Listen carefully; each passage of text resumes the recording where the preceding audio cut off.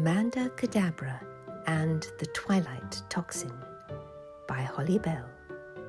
Read by Holly Bell. Chapter 1. At the Gates. The dog was always nervous at this point in the walk. The estate perimeter was boarded up. There was nothing to see, and it had long been abandoned to the encroaching wild grasses and ivy. Even so, Flossie always made sure to hurry past the gates on the opposite side of the track, not even sniffing to read the news of other dogs or foxes who had passed by. But today was different. Flossie began pulling on the leash as she and Martin neared the plank-obscured entrance, straining towards it. Flossie? Suddenly she wrenched the leash from Martin's hand and pelted towards the gate, barking frantically. What? Flossie! Her owner took her seriously, and seeing a loose board, swung it across to look up the driveway. Blessed with long sight, Martin peered at the great house. All but one window was blind, but in a lower one, the tall shutters had been opened.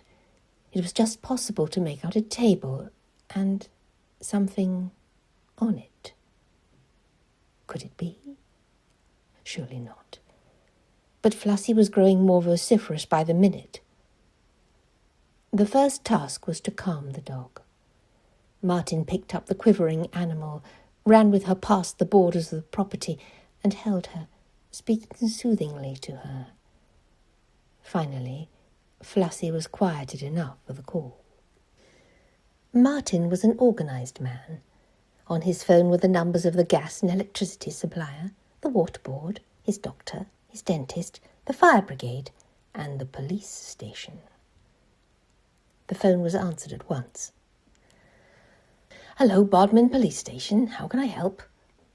"Hello, my name is Martin Hicks, and, yes, I think I did go to school with you. Yes, I am actually calling about... yes.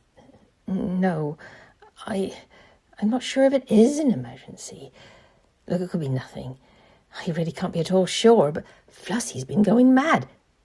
No, she's not my wife. She's my dog. Look, I don't know if I found anything. It's just that I think it's a body."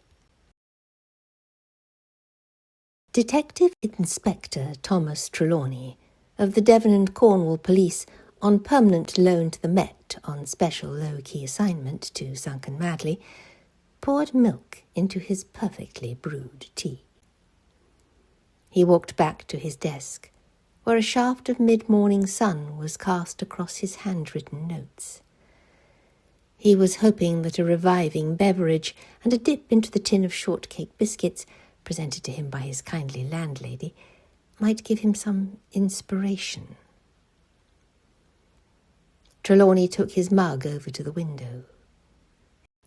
It was a receptacle he rarely used, but unusually, he hadn't got around to washing up any these past 3 days, and it was the last one.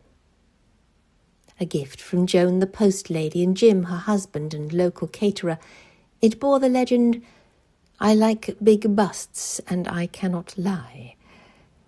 Trelawney felt that, while humorous and given from the right place, it somewhat lacked the gravitas due to his station-cum-office-cum-flat in the quaint English village of Sunken Madley. Trelawney's notes were various attempts at analyses of the series of murders that had taken place in the village during the past 2 years.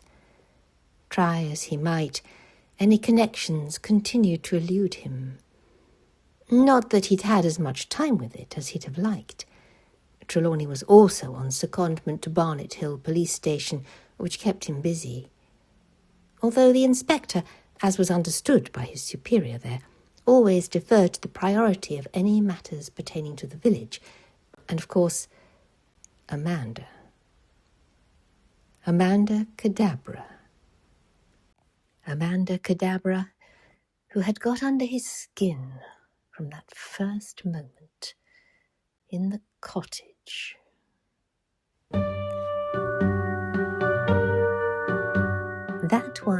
Chapter 1 of Amanda Cadabra and the Twilight Toxin by Holly Bell.